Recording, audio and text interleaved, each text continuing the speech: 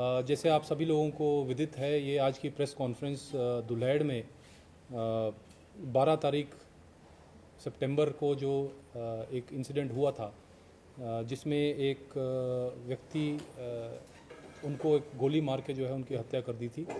हमने 204/22 एक FIR register की थी, जिसमें 302 और आर्म्स एक्ट की धाराएं लगी थी।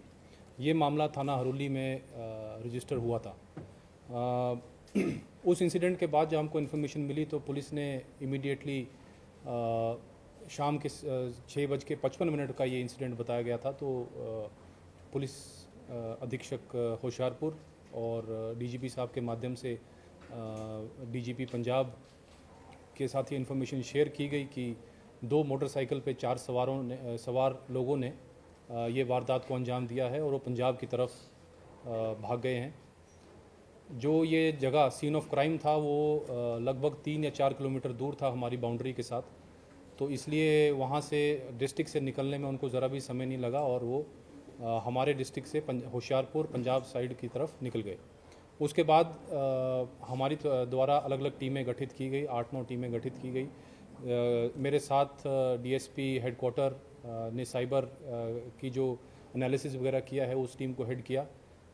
एसडीपीओ हरोली जो थे वो फील्ड में ये इन्वेस्टिगेशन करने के लिए और जो वांटेड एक्यूज़ थे उनको आइडेंटिफाई करने और एप्रीहेंड करने के लिए एक टीम लेके गए। इनके साथ हमारे सीआईए के कर्मचारी, एसएचओ हरोली और एसएचओ सदर, इनके साथ टीमों को लेके जो है हमने ये आगे इन्वेस्टिगेशन शुरू की थी।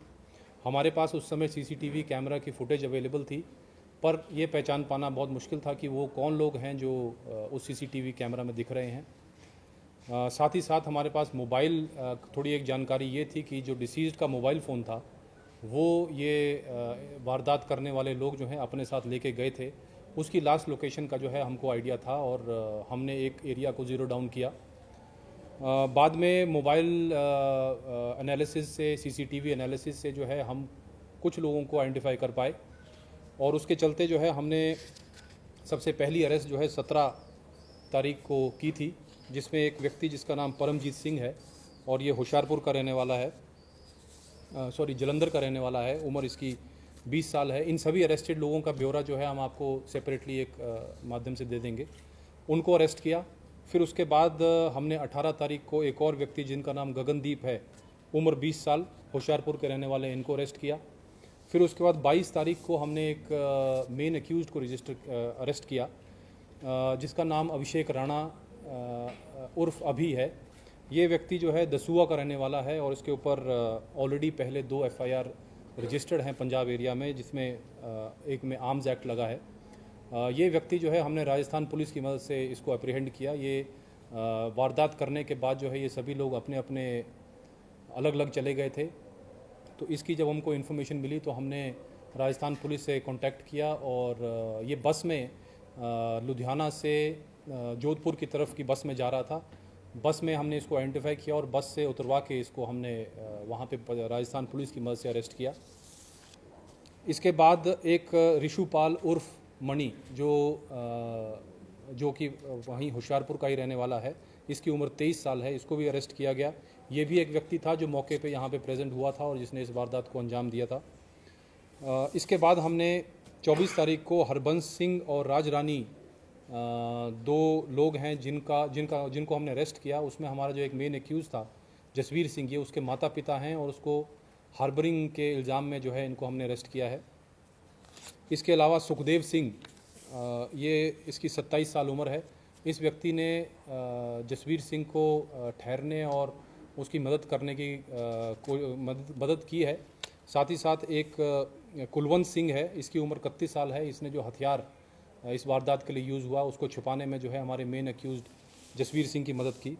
लास्ट जो हमारा एक्यूज़ड 29 को पकड़ा गया वो उसका नाम जसवीर सिंह है, जिसने गोली भी चलाई है ये इंसिडेंट में। इसकी उम्र 23 साल है और इसके ऊपर भी कुछ हमको इन्फॉर्मेशन मिली है कि पंजाब में मुकदमे रजिस्टर्ड हैं और उसकी हम अभी गहनता से तफ्तीश करेंगे कि और कितने कितने मुकदमे इस पर रजिस्टर्ड हैं। जैसे कि मैंने कहा, ये 4 लोग जो हैं इस वारदात में शामिल थे। इसके अलावा इनके साथ 6 लोग और जो हैं वो अरेस्ट हुए हैं इस पूरी हार्बरिंग और बाकी रेकी करने और पूरे प्लान बनाने के काम करने के लिए। जो हथियार इसमें यूज़ किया गया वो एक 7.65 mm पिस्टल कंट्री मेड यानी देसी कट्टा जो है जिसको बोलते हैं वो इस्तेमाल हुआ है। उसकी भी रिकवरी अभी हो चुकी है और SHO हरोली जो है एक्यूज़ड के साथ इसको रिकवर करके जो है अभी ला रहे हैं। एक इशू इसमें जैसे कि मोटिव का हमको बताया जा रहा है कि इन्होंने ये इस तरह का काम क्यों किया। हालांकि अभी ये पुलिस रिमांड पे हैं और इनकी पुलिस रिमांड रहने के बाद इनकी हम इंटरोगेशन करेंगे। बट अभी प्रिलिमिनरी हमको ये पता चला है कि इसमें जो मणि नाम का व्यक्ति है, मणि उर्फ ऋषुपाल उर्फ मणि, वो उसकी रिश्तेदारी दुलेड़ में है और वो ऊना अपने फादर के साथ आता जाता रहता था। अप्रैल महीने में उसकी कहीं लोकल लड़ाई हुई थी और उसी के रंजिश चलते ये जो है दुलेड़ में आके इसने इस वारदात को अपने साथियों के साथ मिलकर जो है अंजाम दिया। इनका क्या मोटिव एग्जैक्टली था और किसके कहने पे आए या खुद अपने कहने पे यहाँ पे आए, ये हमारे को अभी इन्वेस्टिगेशन में फर्दर जैसे ही क्लियर होता है वो आपके साथ ज़रूर शेयर किया जाएगा। जैसे कि मैंने कहा, हमारी जो अलग अलग टीम्स थी इनमें इनका सबसे बड़ा रोल जो है हमको साइबर टीम का और जो फील्ड में गई हमारी टीम्स उनका बहुत फ़ायदा हुआ। हमको पूरी सपोर्ट DGP साहब के डायरेक्शंस के अनुसार उन्होंने, जैसे DGP पंजाब से भी बात की थी, मैंने SSP होशियारपुर के साथ में रेगुलर टच में था, तो उनकी हमको बहुत मदद मिली। साथ ही साथ DCP जोधपुर, उन्होंने हमको बहुत हेल्प की अपने हमारी ये एक्यूज़ड पकड़ने में। हमारा एक और जो एक इशू जो हम बार बार सभी के साथ रिक्वेस्ट करते हैं और डायरेक्ट भी करते हैं और हमने भी इंस्टॉल किए हैं कि CCTV कैमरा इंस्टॉलेशन से हमको बहुत बड़ी मदद मिली, क्योंकि हमारे कैमरे काफ़ी अच्छी क्वालिटी के और अच्छी गुणवत्ता के थे, इसलिए हमको ये जल्दी आइडेंटिफाई करने में इसकी बहुत आसानी हुई। क्योंकि अदरवाइज़ इन लोगों को कोई भी यहाँ पर लोकल एरिया में पहचानता नहीं था।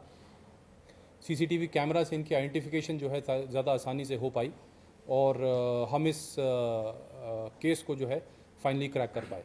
अभी इसमें इन्वेस्टिगेशन कंटिन्यूड है। जैसे मैंने कहा, इंटरोगेशन के बाद जैसे जैसे कुछ डिटेल्स सामने आती हैं वो हम आपके साथ ज़रूर शेयर करेंगे। सर, तो क्या जैसे प्रारंभिक तौर पे ये पता लगा जैसे आरोप है कि ये नशा बेचते थे, स्पेशली चिट्टा? देखिए, इनका ये डिनाई नहीं किया जा सकता कि ये कुछ नशे का सेवन करने में संलिप्त हो, बट जब तक हम इसको वेरीफाई नहीं कर पाएंगे अभी तक हम इस पर डिस्कस नहीं कर सकते।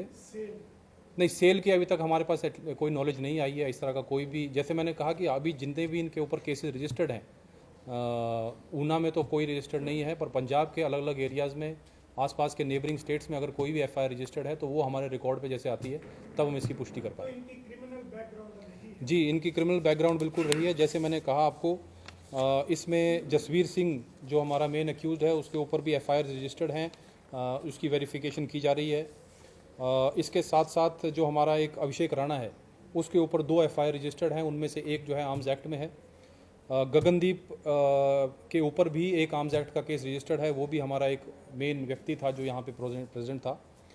और जो परमजीत सिंह है इसके ऊपर भी जलंधर डिस्ट्रिक्ट में FIR रजिस्टर्ड है। मैं आपको साथ ही साथ एक सीक्वेंस भी बताना चाहूँगा किस तरह से हमारी एविडेंस, हमारे पास जो एविडेंसेस अभी अवेलेबल हैं वो हमने निकाले। 11 तारीख को ये सभी, इनमें से 6 लोग जो हैं 2 बाइक्स पे सवार होके हमारे एरिया में आए थे। टालीवाल में इनकी प्रेजेंस थी। वहाँ पे शायद हमको ये अभी लग रहा है कि ये रेकी करने के कारण यहाँ पे आए, उनको वहाँ पे कोई सफलता नहीं मिली, इसीलिए सभी लोग वापस होशियारपुर चले गए। अगले दिन सुबह दोबारा से 2 मोटरसाइकिल्स पे 4 लोग सवार होकर वापस यहाँ पे आए और शाम को वापस जाते समय दुलेड़ के पास जो है इन्होंने इस वारदात को अंजाम दिया। तो ये हमारे जितने भी यहाँ पे अरेस्टेड लोग हैं उनमें से कुछ लोगों के ऊपर गंभीर सेक्शंस के अंदर FIR रजिस्टर्ड है। तो क्या स्थानीय स्तर पर भी कोई इन्वॉल्वमेंट थी किसी युवा की या नहीं? देखिए, स्थानीय रोल क्या इसमें रहा वो भी इन्वेस्टिगेशन का विषय है। जैसे मैंने कहा कि अभी इनको पुलिस रिमांड पे लिया गया है, इंटरोगेशन इनकी जारी है।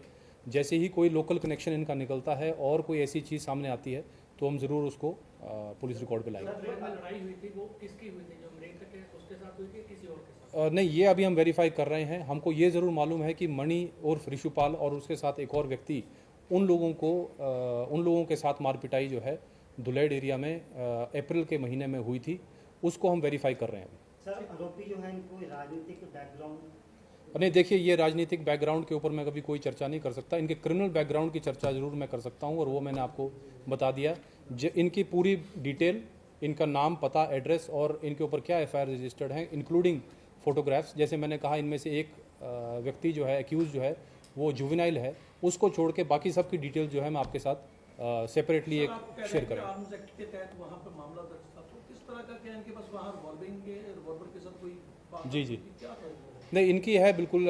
इनके कुछ डिटेल्स हमको मिली, और एक वेपन जो शायद यही वेपन है जो हमारे इस केस में इन्वॉल्व था, उसको यूज़ करते हुए ये इनके ऊपर एफआईआर रजिस्टर्ड है। तो ये इन्होंने हथियारों का यूज़ जो है पहले भी किया, उसी के चलते इनके ऊपर आर्म्स एक्ट की धाराएं लगी। नहीं हुआ भी इन्होंने कहाँ से लिया, ये किससे लिया? वो चीज़ अभी इन्वेस्टिगेशन में फर्दर आएगा कि ये क्या सोर्स था इनकी ये वेपन का। क्या सर ये स्पेशली रविंद्र कुमार को मारने के लिए यहाँ पर आए?